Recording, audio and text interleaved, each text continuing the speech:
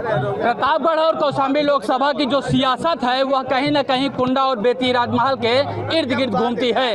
ऐसा कोई भी दल नहीं है, कोई भी प्रत्याशी नहीं है जो राजा भैया से समर्थन मांगने के लिए ना आया हो। जिसके बाद राजा भैया ने प्रतापगढ़ के कौशाम्बी बाबागंज समेत जिले के तमाम कार्यकर्ताओं और पदाधिकारियों को बेती राजमहल बुलाया और उनके साथ एक बैठक की। बैठक के बाद उन्होंने जो निर्णय लिया है उस निर्णय से कुंडा और बाबागंज की जनता क्या सोचती है। हमारे साथ बहुत सारे तमाम लोग मौजूद हैं, तमाम समर्थक हैं। हम इन्हीं जानने की कोशिश करता हूँ कि आखिर क्या निर्णय लिया गया है, कैसा है। बहुत बढ़िया निर्णय है, क्योंकि हमारी पार्टी जो जनसत्ता दल लोकतांत्रिक पार्टी है ये किसी जातीय समीकरण की राजनीति नहीं करती, ये सर्व समाज को लेकर के चलती है।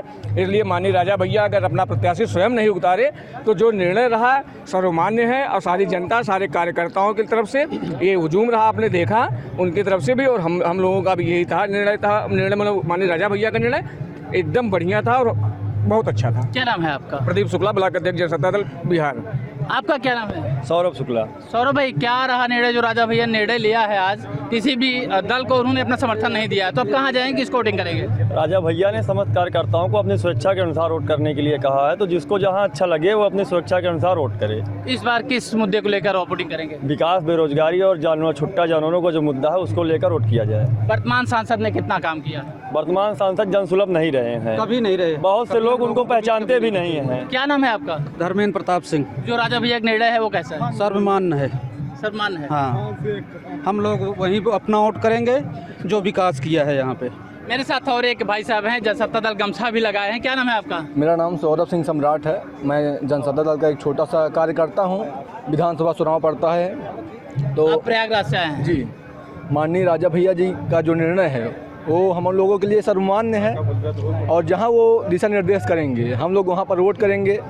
और बीजेपी के नेता हों चाहे सपा के नेता हों, जीतने के बाद वो कभी भी दिखाई नहीं पड़ते हैं क्षेत्र में। लेकिन राजा भैया हैं, विधायक कुंडा से हैं, राष्ट्रीय अध्यक्ष हैं जनसत्ता दल से हमारे, लेकिन यूपी के कोने कोने से लोग अपनी शिकायतें लेकर उनके पास आते हैं। लोकसभा में क्या निर्णय होगा कौशाम्बी के? लोकसभा में निर्णय यही होगा, राजा भैया जी ने जो दिशा निर्देश दिए हैं, निर्णय अच्छा था। निर्णय बहुत ही बढ़िया था। हम लोग मनचाहा वोट कर सकते हैं, तो हम लोग जो युवा होंगे, हमारे युवा भाई होंगे, जो निर्दलीय प्रत्याशी होंगे, हम उनको वोट करेंगे, उनको बढ़ावा देंगे ताकि हम युवाओं का भी वो मार्गदर्शन कर सकें। ठीक है। जैसी कोई बात नहीं थी। जैसा कि आप लोग जानते हैं जनसत्ता दल का कोई भी प्रत्याशी इस संसदीय चुनाव में कौशाम्बी और प्रतापगढ़ में नहीं लड़ रहा है। हमने वो कारण भी रखा आप लोगों के सामने, और बराबर पूरे क्षेत्र से समर्थकों का, मतदाताओं का, शुभचिंतकों का, कार्यकर्ताओं का फ़ोन और संपर्क करके ये प्रश्न उनके बराबर हमसे पूछे जा रहे थे कि करना क्या है इस चुनाव में।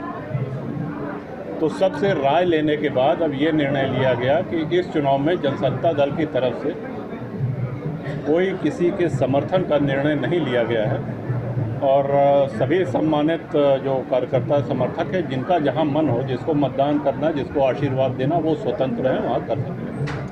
सर, आज भाजपा संजीव बालियान भी आए थे और सपा कैंडिडेट दोनों प्रत्याशियों से सर आपने मुलाकात भी किया कौशाम्बी के? जहाँ तक संजीव जी की बात है वो हमारे व्यक्तिगत मित्र हैं, उनसे हमारा राजनीतिक संबंध नहीं है, और प्रत्याशी दोनों आए थे। और जो बात हम आपसे कह रहे हैं उनसे भी हमने यही कहा कि ये कार्यकर्ता सम्मेलन के बाद ही स्थिति स्पष्ट हो पाएगी कि हम लोग क्या करेंगे। सर अमित शाह जी से भी मुलाकात हुई थी? बहुत अच्छी मुलाकात, और बहुत ही अच्छी। आपसे समर्थन भी मांगे होंगे सर? नहीं, अब वो जाने दीजिए बंद कमरे में क्या बात हुई, लेकिन बहुत अच्छी मुलाकात और बहुत ही जिसको हम कहेंगे कि यादगार मुलाकात। सर, जिस तरह से घटनाक्रम पूरा चला, लगा कि बीजेपी की तरफ आप कहीं ना कहीं मुँह उठेंगे, लेकिन अभी आपने बिल्कुल स्वतंत्र तौर पर कार्यकर्ताओं से अपील कर दी कि स्वतंत्र होकर वोट दें, जिसको पसंद करें आप। नहीं, हमारा देखिए झुकाव, सीधी सी बात आप समझिए हमारी। पहले या तो पार्टी का किसी से अलायंस होता, गठबंधन होता, जो कि नहीं हुआ, या पार्टी अपना स्वयं का प्रत्याशी लड़ाती, जो कि नहीं लड़ाया। तो ऐसे में सभी कार्यकर्ताओं का ये था कि अब हम लोगों को क्या करना चाहिए। सबकी राय लेने के बाद, हम स्वयं भी चिंतन मनन करने के बाद अभी जो निर्णय हुआ है कि इस लोकसभा चुनाव में जिनको जहां मतदान करना हो, आशीर्वाद देना हो, वो दें। ऐसा सर आगे की रणनीति क्या होगी जनसत्ता दल? अब आगे जिसको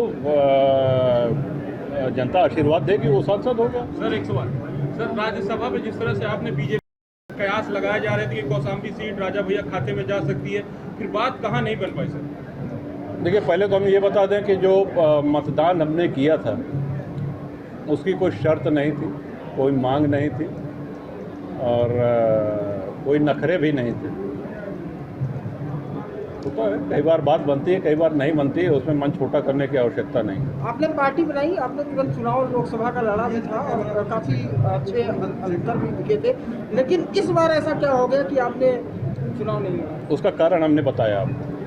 सर एक सवाल, नवंबर 18 में पार्टी बनने के बाद 6 महीने के अंदर लोकसभा के चुनाव हुए, जिसमें 2 विधानसभा हम लोग जीते, लेकिन 3 में हमको सफलता नहीं मिली।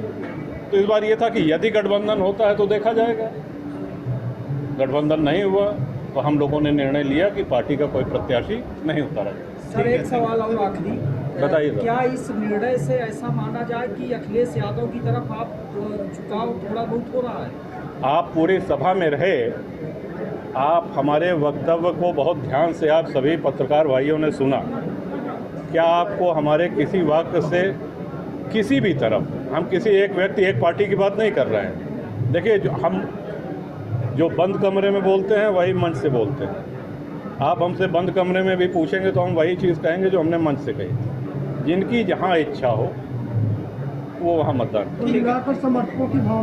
कुंडा विधायक राजा भैया ने आज कार्यकर्ताओं और पदाधिकारियों के साथ बेती के राजमहल में एक बैठक आयोजित किया। इस बैठक के दौरान कार्यकर्ताओं से उन्होंने सुझाव मांगा। सुझाव के आधार पर राजा भैया ने लोकसभा चुनाव 2024 को लेकर बड़ा निर्णय लिया है। उन्होंने किसी भी प्रत्याशी को अपना समर्थन देने से इनकार कर दिया और सभी कार्यकर्ताओं को साफ तौर पर बोल दिया है कि वह स्वयं जिसे चाहें उसे अपना मतदान कर सकते हैं। हालांकि कई दिनों से यह कयास लगाया जा रहा था कि राजा भैया भारतीय जनता पार्टी को अपना समर्थन दे सकते हैं, क्योंकि कुछ दिन पूर्व भी बेंगलोर में राजा भैया और अमित शाह की एक मुलाकात हुई थी। आज भी राजा भैया के बेती राजमहल पर संजीव बलियान जो कि केंद्रीय मंत्री हैं वह पहुंचे थे और उनके साथ भाजपा के प्रत्याशी विनोद सोनकर आए थे। इसके अलावा समाजवादी पार्टी के प्रत्याशी भी राजा भैया से अपना समर्थन मांगने के लिए आए थे, लेकिन राजा भैया ने किसी को भी योग्य नहीं समझा और उन्होंने इसका निर्णय कुंडा और बाबागंज की जनता पर छोड़ दिया है। ब्रजेश मिश्र, न्यूज़ स्टेट, प्रतापगढ़।